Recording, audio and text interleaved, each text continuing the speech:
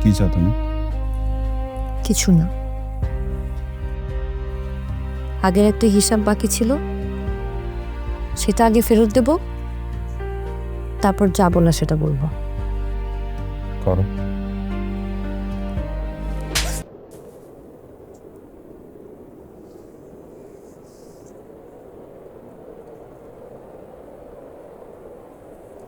কি হলো?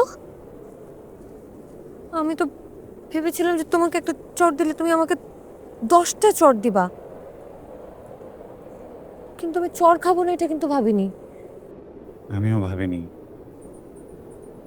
এই বয়সে এসে নিজের থেকে 10 বছরের ছোট একটা মেয়ের হাতে চড় খাবো আর সে চড়টা হজম করো।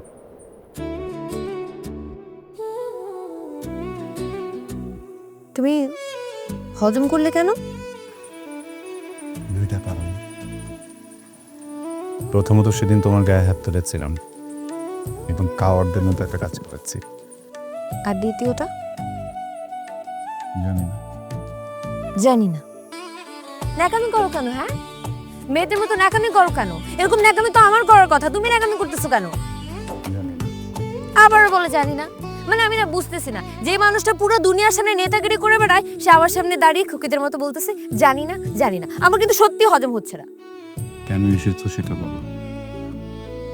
কারণ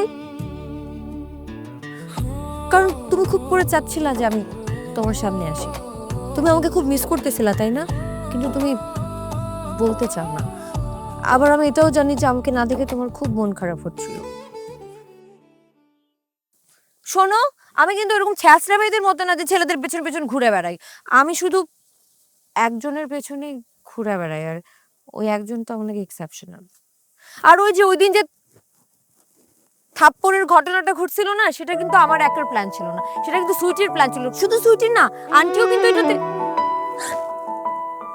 দেখো তুমি প্লিজ সুইটিকে কিছু বলবা না, সুইটি তো এটা একা করে নাই, আন্টিও তো ছিল, মানে উনিও আমাকে বলছে তোমার কথা। আর শুধু আন্টি না, জিম ভাইয়া, রাশেদ ভাইয়া, ওরাও আমাকে বলছে, সবকিছু বলে দিছে। কিছু জানো? তাহলে এমন করতেছো কেন? কারণ তোমাকে এই অন্ধকার থেকে বের করতে হবে। ওরা কেউ পারবে না, ওরা তোমাকে অনেক ভয় পায়। ভয় পাও না? আমিও ভয় পাই, কিন্তু আমার ভয়ের পেছনে একটা অনুভূতি কাজ করে যেটা ভয়ের থেকেও অনেক বেশি। এই অনুভূতিটা হচ্ছে ভালোবাসা। আমি তোমাকে ভালোবাসি রকি। নেহা প্লিজ। এই প্রেম ভালোবাসায় শব্দগুলো কেমন ভয় পাই। মানুষের শক্তি কমিয়ে ফেলে, দুর্বল করে ফেলে, পার্সোনালিটি কমিয়ে দেয়। আহা, আসছে উনি পার্সোনালিটি নিয়ে কথা বলতে। আই, তোমার পার্সোনালিটি কি হিটলারের থেকেও বেশি? হিটলারেরও কিন্তু গার্লফ্রেন্ড ছিল। আর শোনো, পৃথিবীতে যত বড় বড় পার্সোনালিটি ওয়ালা লোকজন আছে না, তারা সবাই এক জায়গায় আটকা, ভালোবাসায়। আর যত সিংহ পুরুষগুলো আছে না, তারা বউর সামনে গিয়ে কিন্তু বিড়ালের মতো হয়ে থাকে। খালি আমার কপালটাই খারাপ যে আমি এরকম একটা মানুষকে ভালোবাসছি, সবই আমার করতে হয়। কোথায় তুমি আমাকে প্রপোজ করবা, উল্টা আমার তোমাকে প্রপোজ করতে হচ্ছে। ভালোবাসা সুন্দর, কিন্তু ভালোবাসার মানুষ যখন হারিয়ে যায় ব্যাপারটা খুবই কুৎসিত, দেয়া যায় না। আর এই ধরনের মানুষগুলো আবার কখনো নিজেকে গোছাতে পারে না, শেষ হয়ে যায়, কেউ থাকে না, সবাই হারা যায়। নিহা, আমি হারাবো না, প্রমিস। তোমাকে অনেক ভালোবাসা দিয়ে রাখবো, প্রমিস। তোমার মনের ভেতরে যতগুলো অন্ধকার আছে আমি সবগুলোতে আলো জ্বালিয়ে দেব। আর যদি আমি আলো জ্বালাতে না পারি, তাহলে তোমার সাথে ওই অন্ধকারে বসে থাকবো।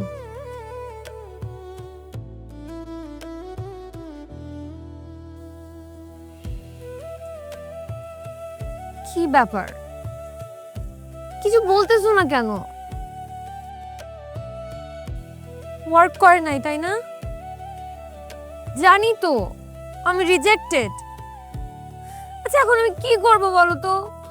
আমি তো দুনিয়ার মানুষজনকে দেখছি প্রেম করতেছে, প্রেম করে ছ্যাঁকা খাইতেছে, ছ্যাঁকা খায় তারপরে দুঃখের গান শুনতেছে, যত মেমোরিজ আছে একসাথে ওগুলো মনে করতেছে। কিন্তু আমার কপালটা দেখো, আমার তো তোমার সাথে প্রেমই হয় নাই। আমার কোনো মেমোরিজ নাই যে এই যে আমি যে কষ্ট পাবো, তোমার সাথে যেহেতু প্রেমই হয় নাই, কষ্ট পেয়ে তো মানুষের দুঃখের গান শুনে, দুঃখের গান শোনার পরে তারপরে ওই যে মেমোরিজ গুলো মনে করে। আমাদের তো কোনো মেমোরিজ।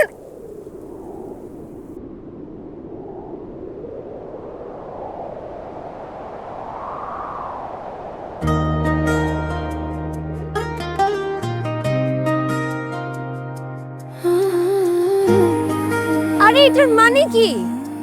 পজিটিভ না নেগেটিভ?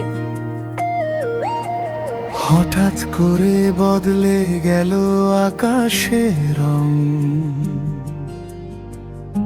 তোমার চোখে দেখি হাসছে? নতুন ঢং। তার মানে পজিটিভ। আই রকি শোনো, আই লাভ ইউ টু। নিস্তব্ধতায় ভেসে আসে মিষ্টি সুর, মনে লাগে তুমি খুব কাছাকাছি, দূর না